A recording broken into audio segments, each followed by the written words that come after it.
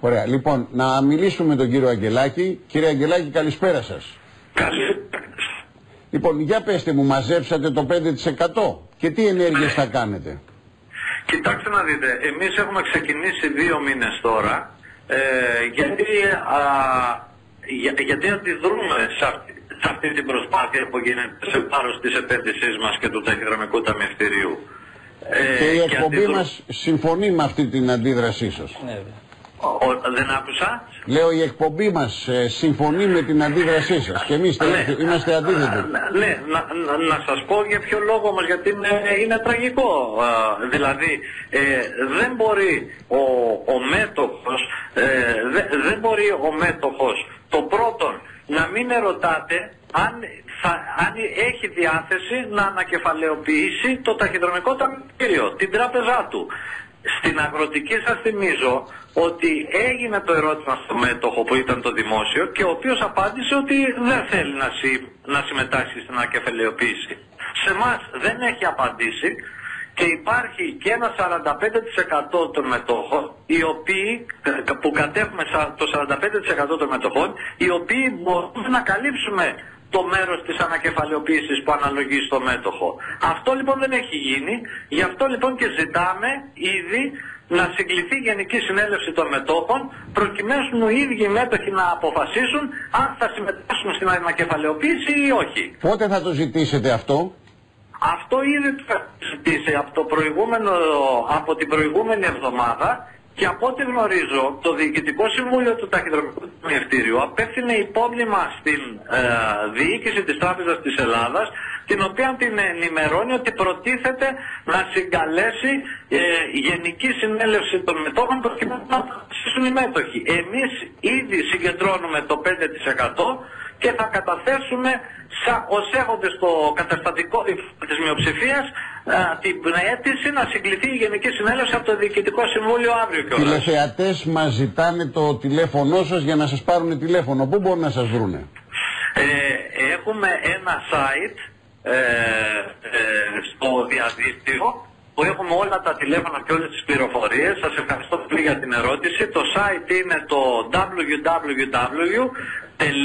Και αρχικά Ένωση Φίλων Μετόχων ΤΑΦΤΑΦ.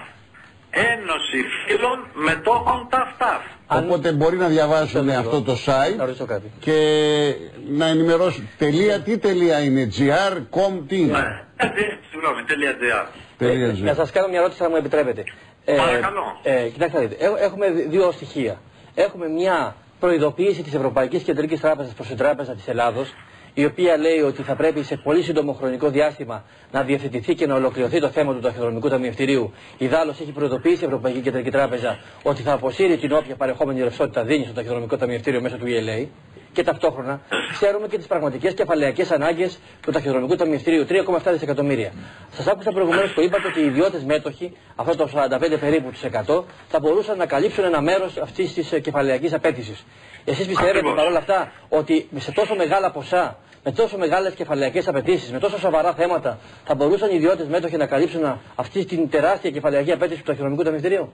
Όταν ο βασικός μέτοχος ουσιαστικά παρέδωσε την τράπεζα, γιατί αυτό έχει κάνει ο μέτοχος. Ό,τι έκανε κατ' ουσίαν και ο Λάθης στην Eurobank, έχει κάνει και το ελληνικό κράτος στην αγροτική και στο ταχυδρομικό ταμιευτήριο. Παρέδωσε την τράπεζα.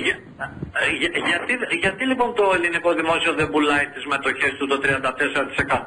Να τις αγοράσει ο καινούριος μέτοχος και να προχωρήσει μαζί με τους παλιούς μετόχους? Τους είχε ευθύνη στο ελληνικό δημόσιο, εγώ δεν λέω. Αλλά γιατί να πληρώσουν οι 72.000 μέτοχοι? Καταλαβαίνετε, οι ομολογιούχοι. Είναι και άδικο να βρίσκονται ουσιαστικά χωρίς μετοχικές αξίες. Έπρεπε να ρωτήσει, είναι σωστό το... Οι ομολογιούχοι ήταν 17.000. Οι μέτοχοι της αγροτικής ήταν 1.000. Εδώ μιλάμε για την τράπεζα με τη μεγαλύτερη διασπορά μετόχων. Είναι ο μέτοχοι από τον Αλεξανδρούπολη μέχρι την Κρήτη. Αυτοί οι άνθρωποι δηλαδή έχουν καμιά ευθύνη? Εμείς μόλις αντιληφθήκαμε τι πάει να γίνει, ενεργοποιηθήκαμε και φροντίσαμε να τηρήσουμε τις νόμιμες και τις καταστατικές διαδικασίες. Εάν δεν τηρηθούν οι νόμιμες διαδικασίες, που γι' αυτό δεν έχουμε ευθύνη εμείς, η διοίκηση, η Τράπεζα της Ελλάδος, το Υπουργείο σαν μέτοχος, θα κινηθούμε για αστικές και ποινικές ευθύνες. Λοιπόν, κύριε Αγγελάκη, ευχόμαστε καλή επιτυχία. Σας ευχαριστούμε πάρα πολύ για την επικοινωνία. Μα εμείς υποστηρίζουμε ότι πρέπει το ταχυδρομικό ταμιευτήριο να κινηθεί ανεξάρτητα. Και εγώ και ο κύριος Λεωτσάκος και όλοι εδώ που είναι στο πάνελ έχουμε υποστηρίξει αυτή την άποψη. Λοιπόν, να προχωρήσουμε στο επόμενο θέμα για τις τράπεζες.